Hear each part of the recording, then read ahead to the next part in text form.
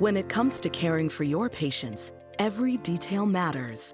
Knowing the numbers, trusting the diagnostic process, deciding on the right treatment when it matters most. Learn more at atrubihcp.com and see if Attruby is the right treatment for your patients. Please see full prescribing information for Attruby at attruby.com/PI. Brought to you by Bridge Bio.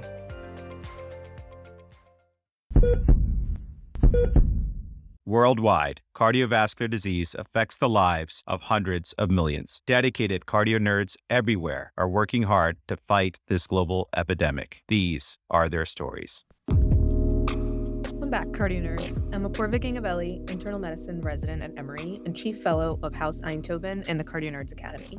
Today, we're diving into a topic that lies at the very heart of cardiovascular medicine, the prevention of heart failure. It's a subject that touches everything we do as clinicians, whether it's controlling risk factors, catching the disease earlier, or changing the trajectory of patients' lives before heart failure ever takes hold. Hello, everyone. I'm Hannah Every, internal medicine resident at Mount Sinai and current CardioNerds Academy fellow in House Thomas. I'm absolutely thrilled to be co-hosting this special episode with Apoorva and Dr. Jenna Skowronski, an advanced heart failure and transplant cardiologist at UNC and chair of the CardioNerds Heart Failure Council. Together, we'll be unpacking the latest thinking on how prevention can be woven into every step of the heart failure journey. Thanks so much, Hannah. So great to be with you here today. I have the great pleasure of introducing Dr. Martha Gulati. Dr. Gulati is a professor of cardiology at Houston Methodist and holds the Davis Chair in Women's Cardiovascular Health. She is the immediate past president of the American Society for Preventative Cardiology and the best-selling author of Saving Women's Hearts. Dr. Gulati, thank you so much for being here and welcome back to CardioNerds. Thank you for having me, Jenna. I'm thrilled to introduce Dr. Anu Lala. Dr. Lala is an associate professor of cardiology and population health at the Icahn School of Mount Sinai, director of heart failure research, data coordinating center leadership for the National Heart, Lung, and Blood Institute Cardiothoracic Surgery Network, program director for the Advanced Heart Failure and Transplant Fellowship at Mount Sinai, and co-editor of the Journal of Cardiac Failure. Dr. Lala, welcome back to CardioNerds. Thank you so much for having me. I absolutely love being involved with anything CardioNerds. Before we dive into the article, let's ground our conversation in a case. Mrs. S is a 55-year-old woman with long-standing hypertension, type 2 diabetes, and obesity. She has not been very consistent with follow-up or medications. Recently, she noticed fatigue and mild exertional dyspnea when walking uphill. In clinic, her blood pressure is 162/92, BMI is 35, and her A1C is 8.2%. Her exam is notable for elevated blood pressure, but no rales, edema, or elevated JVP.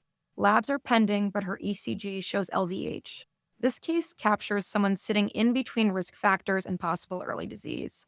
The article frames this as a continuum of prevention and heart failure. Dr. Lala, how does this framing differ from how we've historically thought about prevention and heart failure? Yeah, thanks so much, Hannah. I think historically we've thought about prevention in somewhat rigid categories, right? There's primary prevention, secondary prevention, and then treatment once heart failure develops. And what I think this statement really emphasizes, and I'm sure we'll get into over the next hour, is that heart failure prevention is really a dynamic and continuous process. So patients move along a spectrum that begins with risk factors, lifestyle, and then it can progress to structural and or functional and then subclinical disease, and then ultimately may culminate in symptomatic heart failure. And I think what's powerful about framing prevention as a continuum is that it reminds us that every clinical encounter is an opportunity to intervene. And Martha has taught me so much about this, whether it's optimizing blood pressure or addressing obesity or improving metabolic health, emphasizing lifestyle modifications that can make a huge difference, identifying early cardiac changes before symptoms develop can be so instrumental in moving the needle in how we treat and approach patients broadly. And I think one thing that you'll hear me say over and over again is, yes, of course, we want to prevent disease, but we also want to see patients more holistically. And allowing for this kind of framework is not only dynamic, adaptive, but also affords a more holistic perspective. Thank you so much, Dr. Lala. Dr. Gulati, when you see a patient like Mrs. S, what's the advantage of thinking about her risk in terms of a continuum rather than discrete stages? Well, I think when we see patients like this, you hope you're being able to treat everything, because when you see all the risk factors in one individual, that is the opportunity you have. Unfortunately, I don't think it always happens. We can think of this patient and we can say, what would have happened in real life potentially with her symptoms? They might have accounted her symptoms to excess weight. Her BMI was 35. So they may say, well, this is excess weight, why you're getting short of breath, not thinking about heart failure. And I think the emphasis that we want is not just at looking at patients at risk for atherosclerotic cardiovascular disease, but also having our community and our prevention community and our general cardiologist to be thinking about the risk of developing heart failure. I think all of us know it's not uncommon, and yet in the past, we haven't really been thinking about that in the prevention space. We've been really thinking about an isolated disease. But also, I think when you're thinking along this continuum, you're thinking, well, what needs to be treated? Well, there's a lot of things that need to be treated and need to be treated now and not ignored. We can't ignore her elevated hemoglobin A1C. We can't ignore her excess weight. We can't ignore her elevated blood pressure. All of these things need to be addressed here and now. And I would say not something you can really put off, or that you can say with those numbers, okay, let's try lifestyle. But I do see that happening still, where people, oh, we don't believe our blood pressure readings, so we're not going to do anything about it. Telling patients to eat better, move more, and eat less had always been the mantra. And then even within the cardiology community, we would say we don't treat diabetes, that, let's send you to an endocrinologist. I think people need to appreciate in the United States health system, there's far more cardiologists than there are endocrinologists. And for most, even university centers, the wait to see an endocrinologist can be 3 to 6 months. So you're going to let that patient run around with a hemoglobin A1C of 8 or above 8 and not address it. I hope that we can start changing that thought process in our community. So there is things, we're all internists first. So maybe we should initiate treatment and become more comfortable with treating diabetes. I think in this case, the uncontrolled hypertension is one of the key drivers. And your article emphasizes that hypertension is the single most important cause of heart failure. Dr. Lala, what should clinicians do differently today to optimize blood pressure management, not just to prevent stroke or MI, but specifically to prevent heart failure? Yeah, thanks so much, Apoorva. I think this is where we need to raise the bar significantly. What clinicians can do differently is to treat blood pressure not just as a number, but as like targets that are derived from stroke and MI endpoints. But SPRINT, for example, a clinical trial taught us that more aggressive targets down to 120 really reduce heart failure events meaningfully. So first, the target matters, and we tend to undershoot routinely, myself included. Typically, you'll get a patient. I saw a patient just this week. Her blood pressure was 129/90. And she was like, oh, I'm stressed out, et cetera, et cetera. I had to look for parking. It's New York City. And I said, okay, let's wait, play my healing frequencies in clinic. You all know my holistic approach. We waited for 10 minutes. We made sure we followed Martha's educational video for how to take blood pressure appropriately. And it was still elevated. It was similar numbers. I think it was something like 128 over, again, a high diastolic of 88. And that doesn't typically sound off alarms in our minds, but it should, I think, because you're seeing someone who has, okay, let's say pre-hypertension, but that doesn't mean that we shouldn't go after it and really pursue, quote unquote, perfection with respect to targets. Second, I think the agent matters. RAS inhibition is not just about blood pressure in a high-risk patient. It's cardiac remodeling prevention, really. And then third, I would say it's follow-through. This is where we consistently underperform. We see these patients in snapshots. Okay, your blood pressure is elevated today. I'm going to give you this med, and then I'll see you in 3 months, 4 months. But the follow-through, I think, needs to change and then also be dynamic accordingly, right? Because we don't necessarily titrate when we see them the next time. We fall into the traps of believing that there are excuses or reasons for why they might be in a case. And if you don't know, and this is something that I've really started to be more intentional about, is using ambulatory monitoring. And I don't think we use it enough. Maybe Martha, you can tell me differently. We prescribe, but we don't titrate. We don't address barriers to adherence. Like, are you going to be able to afford this medication? What's your pharmacy? Do you know where it is? Do you know why you're taking this medication? And I think that the onus disproportionately falls on patients, especially with less access, less insurance, less support.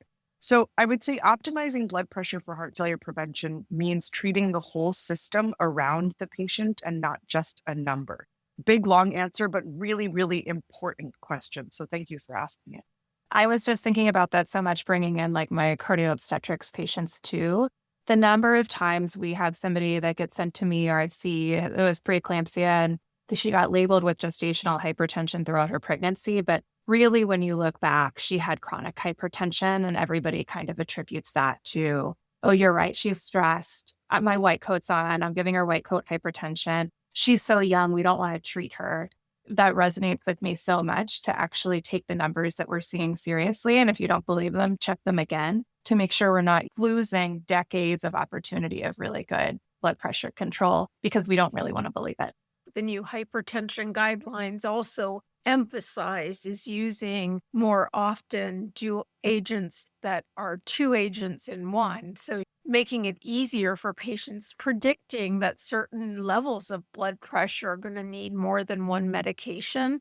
And I think if we all practiced a little bit more like we do maybe with lipids, I hope you do with lipids, or we think what percent reduction am I going to get with this statin or any other medication? Similar thought process. How low is the blood pressure going to go with this medication? Do I need two?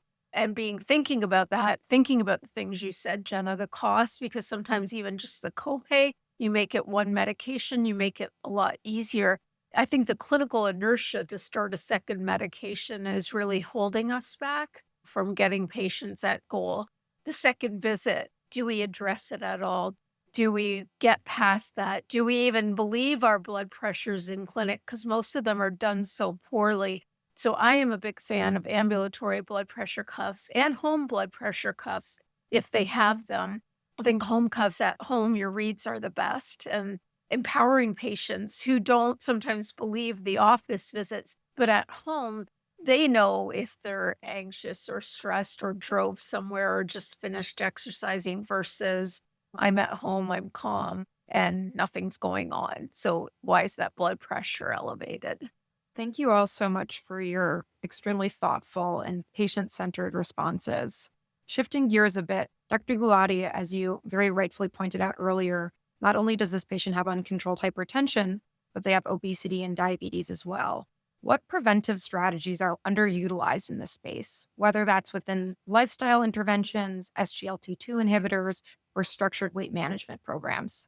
Oh gosh, there's so many things that underused.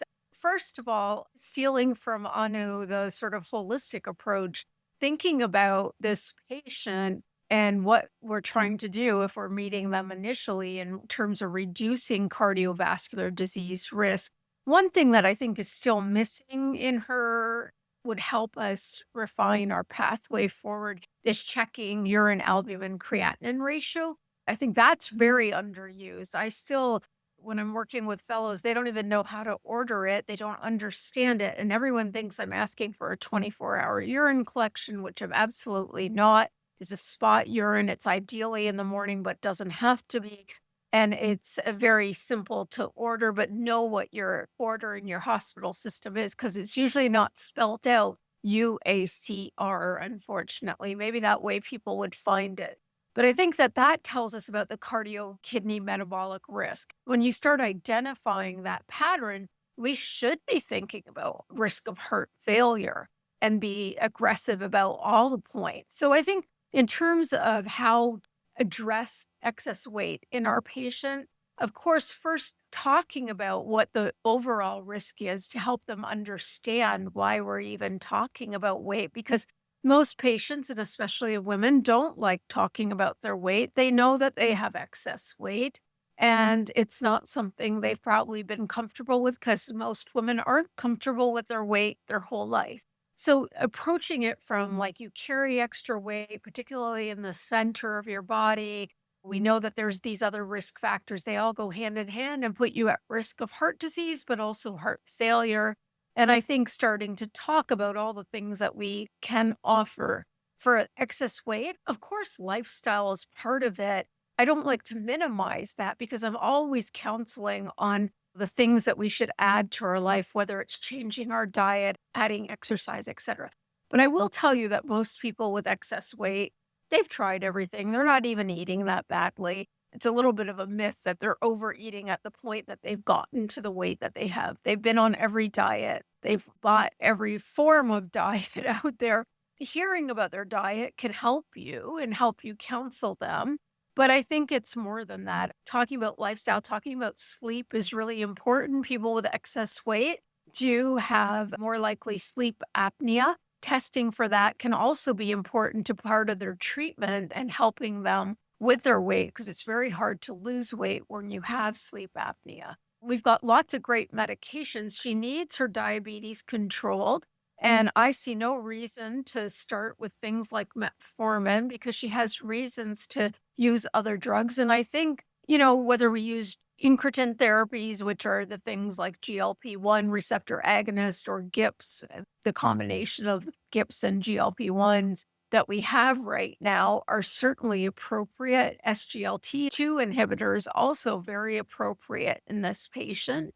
Those are things that now we should be routine about what we're offering from a preventive stance, in addition to lifestyle. I mean, I think when Anu and I thought about this paper and thought about what we wanted to guide people with, as you might have seen, one of our most important figure, we put the life's essential 8 as the foundation of every stage. Everybody we see deserves life's essential 8 or some counseling to how they can achieve them. So that's always foundational, but I don't think you need to waste a visit in this kind of patient saying just lifestyle and we'll see how you do in 3 months and come back and then be disappointed when they didn't lose weight. And we really haven't got their diabetes under control. And even if you sent them to an endocrinologist, they're not going to get it under control because they wouldn't have seen an endocrinologist by 3 months' time. So I hope all those things can be at least initiated. And in addition to controlling her blood pressure, other aspects of lifestyle can be incorporated. But as we all know, adding too much at the first visit can also be overwhelming for maybe somebody who really hasn't thought of themselves as having many medical problems. That's such a perfect leeway to my next question, which is for Mrs. S, she has all of these overlapping risk factors. So for both of you, how do we prioritize which ones to target most aggressively for heart failure prevention? Or even perhaps just like, where do you start when you have one visit and you're also trying to kind of build a rapport with this patient and not make her potentially feel shame about where she is with her health? Yeah, thanks, Jenna. Such an important question because we are human beings so hardwired to do things in a stepwise fashion, right? First address X, then address Y, then titrate up, and then do this. And I think it doesn't have to be sequential. It can be in parallel, and it quite frankly should be in parallel. To answer your question most directly, hypertension is always the most non-negotiable first move. It carries the highest population attributable risk for heart failure of any modifiable risk factor, period. This is where this continuum framing really kind of unlocks. This patient's risk factors are not independent, and I think we all recognize that, right? Her obesity is amplifying her insulin resistance, which is amplifying her hypertension, which is directly stressing her myocardium. So when I think about prioritization, I'm really asking which intervention buys me the most bang, so to speak, across multiple pathways simultaneously, rather than thinking I want to address hypertension, then diabetes, then obesity, et cetera. And honestly, with this new framework of understanding cardio-kidney metabolic health, I think that's feasible because we now have pharmacotherapies in addition to, it's always and lifestyle that can target multiple pathways simultaneously and thereby target multiple risk factors simultaneously. So Martha already mentioned, this is where I think SGLT2 inhibitors become compelling for someone like her. Diabetes, heart failure risk, CKD risk. It's one agent that is addressing all three pathways or all three issues, so to speak, and offers sort of primary heart failure prevention for which the signal is real. So I don't think overlapping risk factors are a reason to feel paralyzed. And I would argue that we should feel empowered because we now have tools and therapies can target them simultaneously. And they really, honestly, overlapping risk factors, I think, become the strongest argument for therapies with that pleiotropic effect. I totally agree with everything Anu said. I would just say that given her presenting symptoms, I believe, were shortness of breath on exertion, I would also discount fully that she doesn't already have heart failure. We think that she's at least stage A, but is she at any other stages? So, I mean, one thing that I would remind people to do is biomarkers. I do think that it would warrant checking biomarkers on her. And depending on your exam and what you think, I would also think getting an echocardiogram would be completely appropriate in this patient as well, looking for those structural changes, whether it's evidence of strain, whether it's diastolic dysfunction, whether she actually does or does not have a normal ejection fraction. I think that would be in addition to all the therapies that we also want to give at this point. See, Martha, you are a heart function cardiologist. So let's say that her NT-proBNP comes back borderline elevated and her echo shows mild diastolic dysfunction. She doesn't have any heart failure symptoms yet, but she's not exactly normal either. Dr. Lala, what's the earliest red flags you look for in a patient that's transitioning between risk factors into structural heart changes? Yeah, thanks, Apoorva. I think she's got several of those signals sitting right in front of us, right? And we need to name them explicitly. LVH on an electrocardiogram is one of the most underappreciated flags that we encounter. We see it, we note it, and then we kind of just stop there oftentimes, right? But LVH is reflecting pressure overload. So it's already signifying that there's remodeling going on in this heart. When I combine that with an A1C of 8.2 and a BMI of 35, I'm already thinking about diastolic dysfunction. Maybe you could argue whether it's subclinical or clinical already, because as Martha said, the fact that she has mild dyspnea walking uphill is not nothing.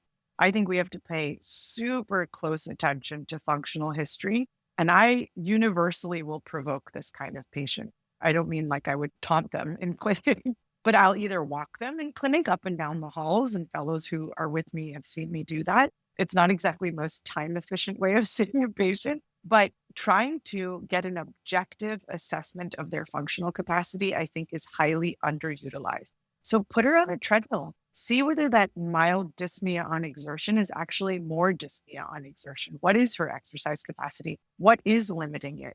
Martha already mentioned elevated natriuretic peptide levels, even in ranges that don't meet conventional heart failure criteria, are super powerful early signals.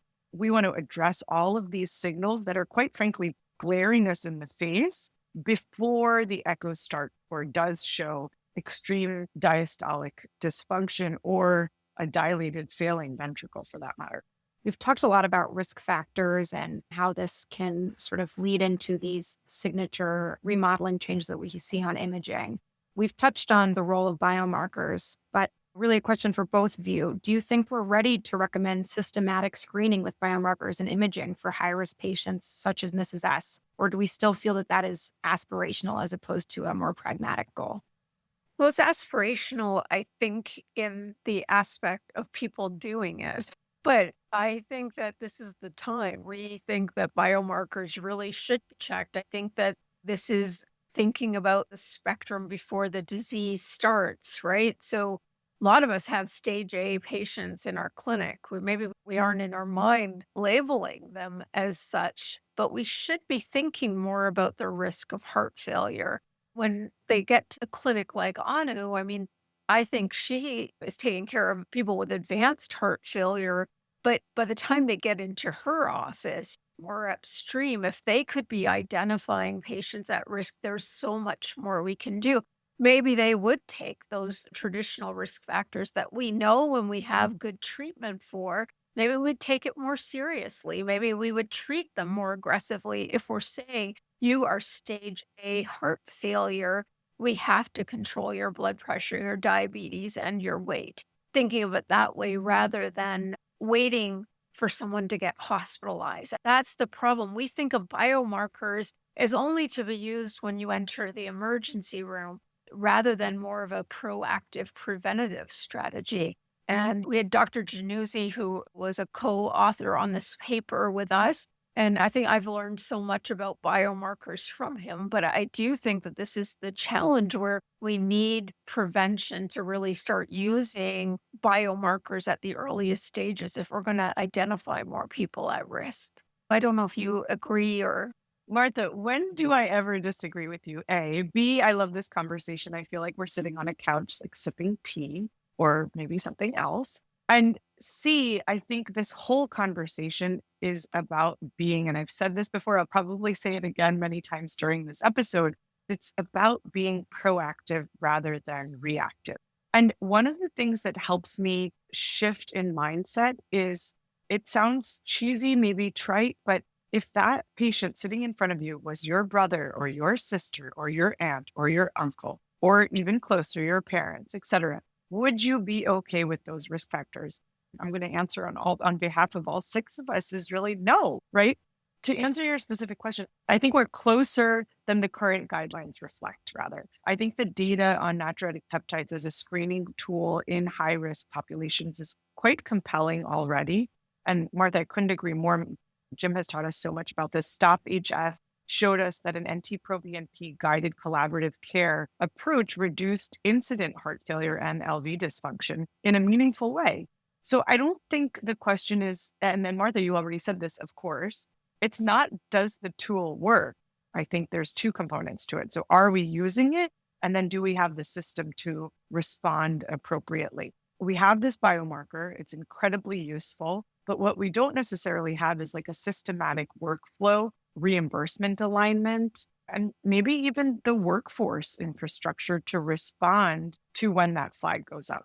I'd say we're ready to recommend risk stratified screening in practices seeing high volumes of patients like this one, like Mrs. S, in primary care and endocrine and nephrology. I think the challenge is many of these patients, like you presented, never actually make it to a cardiology office. And so, yes, is the short answer. I think with the strong caveat that screening without a system to act on it isn't effective prevention. It's just data. So that's where the needle needs to move, and it needs to move quickly. And that's such an interesting point that you made at the end there, Anu, just because when we write guidelines, it takes years for really those things to get used. I mean, you put out guidelines and it takes you, I can't remember the exact number that they say it is. And yet the last heart failure update really did talk about this prevention and these different stages, but it's still going to take years till people actually really do any of this. Shifting gears a little bit, let's say that this patient comes back in a few years and now she has overt HFpEF. How does the Continuum framework shift our mindset at that point? And Dr. Lala, does it push us to think about more aggressive early initiation of therapy and risk factor modification even after heart failure is established? Yeah, absolutely. Right. This is where you've shifted from proactive care, which tends, unfortunately, to be a little bit perceived as more passive, and reactive care is perceived to be more active. That's just kind of how we're hardwired as human beings.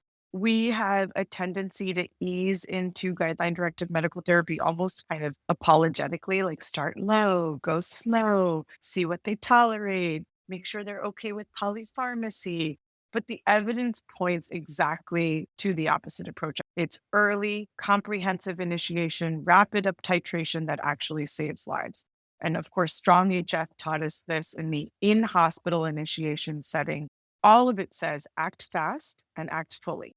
Critically, I think risk factor modification doesn't stop at the heart failure diagnosis. And this is one of the things I love about this statement, of course, being insanely biased, is that risk factors then get turned into comorbid conditions, right? And so if the blood pressure is still 160, that's driving progression of her heart failure. If the A1C is still in the 8 range, that's contributing to cardiometabolic stress on the myocardium, and I would say the whole system broadly.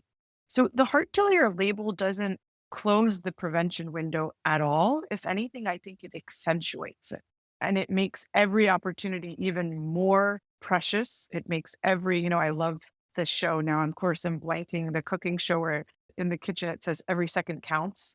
But I really think that that urgency and thinking about how every second counts becomes more relevant once the heart failure diagnosis is established. But it doesn't change the approach, or it shouldn't change the approach to still thinking about prevention along the continuum for that patient.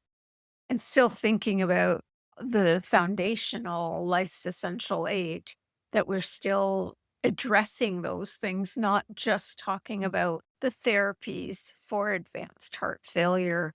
Again, depending along when you're meeting this person, when they're more advanced, how is their diabetes controlled? How is their blood pressure?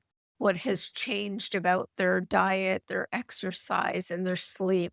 And all of that still needs to be addressed, I think. And that's why we, again, I'm repeating myself, but just why we made life's essential aid as the foundational part of every stage, including, as Anu told me, like we have to think about it in the people who have had LVADs or heart transplant too, where often that stuff does kind of go wayside because we think we're only addressing this one part of their heart. When you're seeing patients in LVAD clinic, transplant clinic, guess what we're managing? Hypertension, diabetes, obesity, CKD. It's all the same. And so rather than being fixated on this stepwise approach, again, not to beat a dead horse, but really just emphasizing the continual nature of this approach is really important.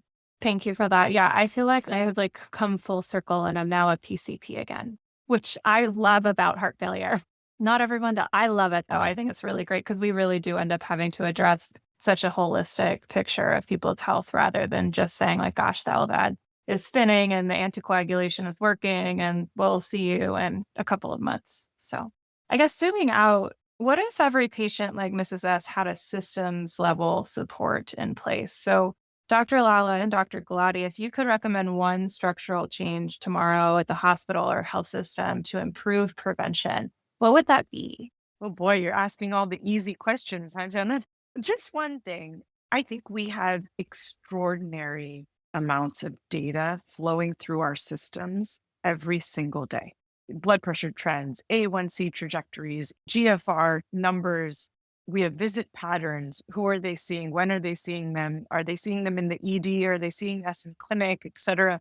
So I think that electronic health records embedded risk stratification that's deployed again proactively rather than reactively could make a huge difference. I think the tools exist right now to aggregate data into a personalized flag that tells primary care physicians or nurse practitioner, whoever they see, hey, listen, this patient is on a trajectory towards heart failure. And here's what we should do about it today, now. What we lack, I think, and this may depend on institution, but is the workflow to implement this kind of flag or system consistently. So we have it in pockets at times, but it's not consistently delivered. At Mount Sinai, I can share that we think a huge deal about how we can use our data infrastructure to close equity gaps in particular, because I would love to get to a place where we use those proactive flags that are deployed no matter who you are, so equitably, which really would benefit the patients who are most quote unquote vulnerable, right? The ones who are prone to be lost to follow-up, who most likely also have undertreated hypertension, who most likely don't make it to the cardiologist. So in summary, I'd say if there could be one structural change, I would make heart failure risk stratification a standard output of the EHR. The same way that we've got standard flags for sepsis alerts or fall risks. And I think we could do that. We could do that today if we willed it to be so. I totally agree with that. I think that, again, this conversation about understanding people, we can predict risk for heart failure, I think is to some degree relatively new in our greater cardiology community. Even though it's been around for a while, nobody's actually calculating the risk in that way. Nobody, even when you're using now the prevent score, you can look at the risk of CVD and then look at the risk for heart failure. And yet I never have a fellow telling me on their own, unprompted, tell me both risks. Why is it important? Then I think they understand it, but that's not their default mode. So I do think that alerting people is part of it, and alerting the patients, I think, is an important part of it, because not just the physicians, but patients now have access to their records, and maybe they will be more proactive. I feel like both sides of the equation need to be addressed, because maybe they'll ask the right question.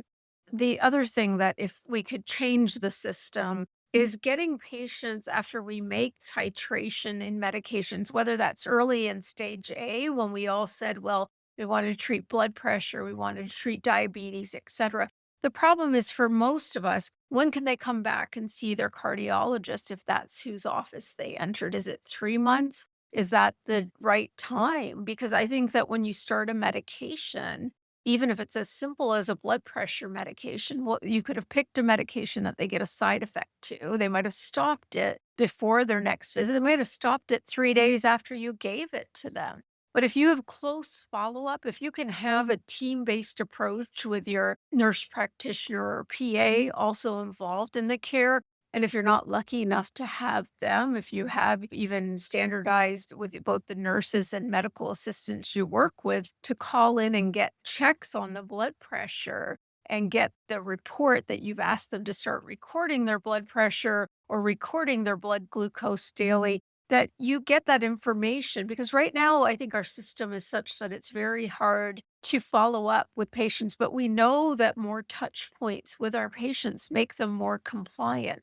And so I know that maybe when people have advanced heart failure, I know that there's maybe more luxury. I'm saying this naively, of having nurse practitioners that distinctly work with you and can do some of this follow up. But I think in the sort of prevention arm, that's the part that's lacking. And we need to not minimize the cost to our society of developing disease, or the cost of readmissions, or the cost of your initial admission. If that could be prevented, there should be a value on that. I think right now, the way that hospitals often think is, if you're someone like me, a preventive cardiologist, you don't bring in enough money to the system. Why do we care about prevention? Why do we care about, if your RVUs are so low, why do we care about giving you specifically a nurse practitioner or a PA to help you manage your patients? And I think that that's very short-sighted. And I really hope that as a system, we start valuing prevention. And I know I'm biased as a preventive cardiologist, but I also think that this is how we'll make our health system healthier as well. I couldn't agree more. I want to thank you personally for teaching us so much about this. Recognizing that prevention is our lane as heart function cardiologists is a real paradigm shift. And I'm so excited to be a part of it, in large part due to your influence on education. Well, you brought me over to the heart failure lane. So Yeah, so maybe subconsciously I knew. I want to zoom out a little bit further. So, are there any policy level changes, especially through payers, societies, government? What would be the biggest impact on population-wide prevention? These are so important. I think that it will probably be precision prevention. So it's not just understanding that prevention works, but who specifically does it work for and why? This gets back to something that I feel really passionately about, is who is this patient and their family outside of the clinical encounter, outside of whether that's in the outpatient setting or the inpatient setting. You put that together with their risk factors, their comorbid condition assessments, and you can be more precise about prevention and more purposeful. So what do I mean by that? I think we know that SGLT2 inhibitors prevent heart failure. Certainly that signal is very real. We know that aggressive blood pressure control prevents heart failure, but we don't necessarily have the best tools to predict which individual patient will develop heart failure despite optimal risk factor management. I'd say that's particularly true, and Martha, you can educate us more on this, with respect to women. There's so much attention right now on better understanding optimal approaches to perimenopause and menopause. And so women have disproportionately been represented, as we of course know, but that plays a huge role into how risk algorithms also don't take into account unique factors that affect women. If we can be more precise about prevention, then we can also tell which patients will benefit the most from which approach, whose trajectory can we actually reverse. And so this will be a combination of using biomarkers, imaging, genomics, AI-driven phenotyping to match the right preventive intervention to the right patient at the right time. I think that's where the next, 5 years or so need to go. And it has to be done, again, in diverse populations. So much of our prevention evidence has been generated in cohorts of people that don't necessarily reflect all the patients that we see. And most importantly, who actually carry the highest heart failure burden, certainly in the United States. So this gap is not just an academic discussion, it has really direct implications for the communities that we care for every day. Martha, what would you add?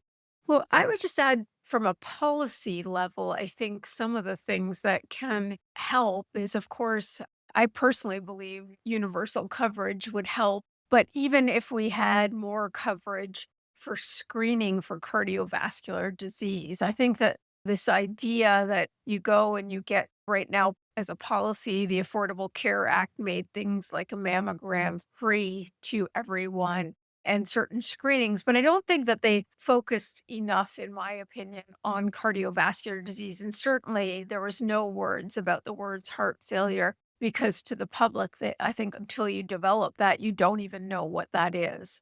So I do think that we need, from a policy level, thinking about the risk factors that are highly prevalent and that we can act on. And yes, hypertension definitely is one of them, making sure patients have full access to medications. And same with diabetes, but we're still seeing, even with diabetes, certain medications are withheld or not covered. And it's gotten better recently, but I still think that these are life-saving therapies, not just because they control diabetes, but also the reduction in cardiovascular events. But as new therapies evolve, this is always the barrier, right? Because we now have these amazing weight loss medications that I feel like we should have never labeled them as weight loss medications, as if it's a vanity drug. It's not a vanity drug when it's changing somebody's course in life related to cardiovascular disease.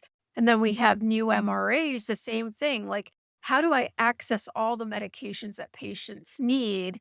That is ultimately comes from different policies. So I think we need to keep pounding this home that there's access to therapies is essential, and even the novel therapies, because we know, as all these wonderful new studies have been done and new drugs have changed the course, at least in the studies, for development of heart failure or heart failure readmissions or mortality benefits.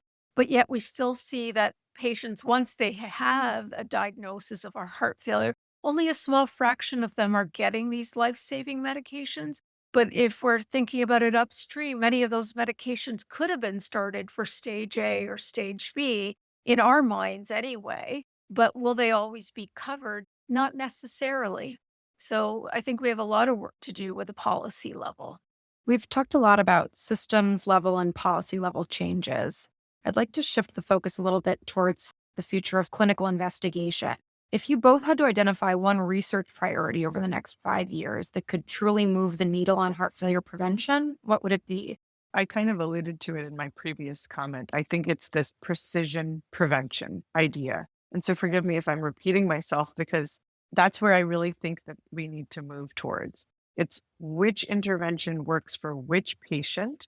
Again, I'm repeating the fact that we know SGLT2 inhibitors prevent heart failure. We know blood pressure control optimization prevents heart failure. But being more personalized in terms of predicting which patient is on a trajectory to developing heart failure is going to involve all the things that we talked about previously: imaging, genomics, AI-driven phenotyping, to be able to allow us to be proactive and intervene for the right patient at the right time with the right specific therapies. And you mentioned this previously, it's really about developing those prediction tools that are representative of the communities that we serve.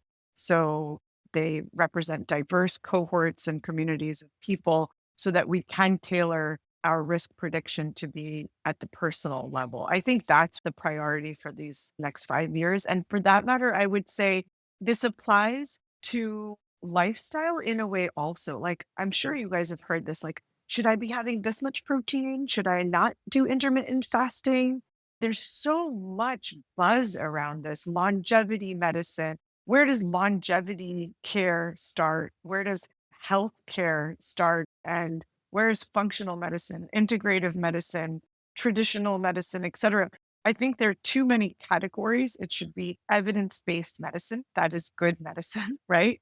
And breaking down these silos so that there's not so much turmoil between them. It doesn't have to be, or it should be. That kind of approach and reframe, I think, will really benefit our healthcare in this country and globally for that matter. I think one area that really needs to be still further studied is related to HFpEF still. I think that there's still a lot of unknowns. Luckily, now we have some therapies, but I think that particular disease we're at the infancy of really understanding it. I'm personally very interested in the relationship between HFpEF and ANOCA or ischemia with no obstructive coronary arteries, because I tend to see the latter. And then now I've been sufficiently trained to think about HFpEF now once I have a patient with ANOCA with me. And so how are there patients with ANOCA who don't have HFpEF that we should be treating differently versus the patients with ANOCA who do have HFpEF? I think that's an area of interest and I really understand. I think also some of the sex-specific cardiomyopathies, I think, are of a lot of interest, like peripartum cardiomyopathy to this day. We still don't have a really unique treatment for it. We've known about this type of heart failure for many, many, many years, but we really have not decided or taken it upon ourselves as a community to figure out, is there different therapies, who reverses, who doesn't, and what do we do with this particular population, and even in terms of risk models. But I also think the same is for another very sex predominant condition, Takotsubo's cardiomyopathy or broken heart syndrome, whatever you want to call it, stress cardiomyopathy. Again, something that disproportionately affects women. And yet we don't know exactly how to treat it. And the forms of Takotsubo's are really now coming to be many different forms that are not as easily as identifiable as the Takotsubo shape that we were all trained to identify. So I think that there's all of that area is ripe for exploration for the next generation to be thinking about what can they do and what trials can they design in those groups, because they've been heavily partially ignored, but not really ignored. I think that these things have evolved in terms of our understanding. So it's just things to think about. Thank you both so much for sharing your wisdom and for helping us rethink prevention in a much more integrated way. To wrap up, Dr. Lala and Dr. Gulati, this is a question we ask everybody on CardioNerds, but what makes your heart flutter when it comes to the prevention of heart failure? What are you really excited about? What makes my heart flutter will probably lead me out of a job, which is that patients don't actually need to see us for heart failure. So it makes me flutter maybe with anxiety and excitement at the same time. But what I have to say, value is getting to know patients for who they are. You know, what brings them joy, what sustains them, what do they believe in? Because the patients who stay well are not just the people who take their meds, but they're potentially, I would like to believe at least, they're the people who felt seen, whose spirituality and individuality was honored when they were seen in a room. They're the people who, when the doctor asked not just about their blood pressure, but about who their families are, what they like to do, what they believe, what they value. And I think that whole person approach catches something early, because ultimately connecting with other humans is the basis of all joy and maybe some misery in this lifetime. And so when we adopt this holistic approach to seeing patients, I think we're going to be more likely to treat patients, or more likely to enact the golden rule. because you care about them as humans. And then we're going to say, like, I'm not okay with you having that blood pressure that's above 120. I'm not okay with you having an A1C that's 8, even though that's not so terrible, right? And I think that by adopting that personal approach, you also know when something's off, for that matter. So while that might not necessarily be scalable, I would hope that anyone listening to this would maybe feel a little bit more inspired or reminded to connect with people on a personal level. That's the whole point of everything that we do. That's why we're in this profession, period. So I think adopting that personalized, holistic, proactive approach could really actually shift the population curve. And that default trajectory doesn't have to end in heart failure or a heart failure hospitalization or death. I think that's what gets my heart fluttering. And I'm enjoying this process and this shift that we're witnessing in our field to recognize that we get to treat patients regardless of whether we're preventive cardiologists or heart function cardiologists. We have to have the same goals. So long answer, but that's what gets it fluttering.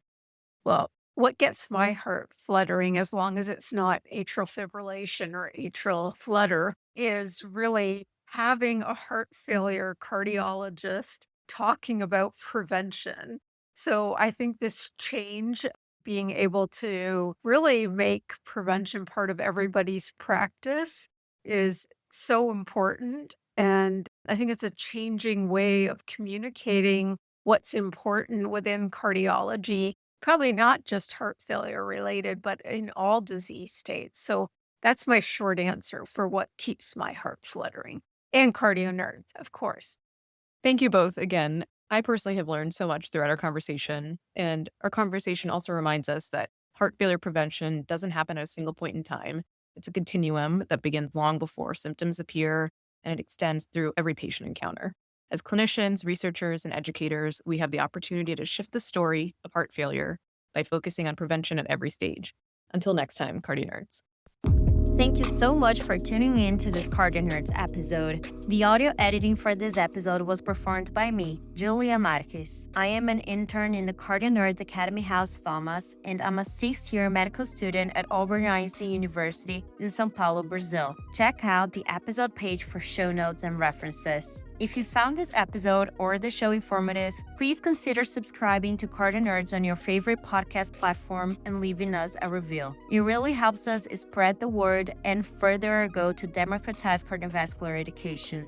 Finally, this podcast is not meant to be used for medical advice. The views expressed on our show and site do not reflect the opinions or policies of our employers. All CardioNerds content is planned, produced, and reviewed solely by CardioNerds. Stay tuned for more engaging conversations and explorations in our new and exciting upcoming episodes. And now, my friends, it's time to make like an S2 and split.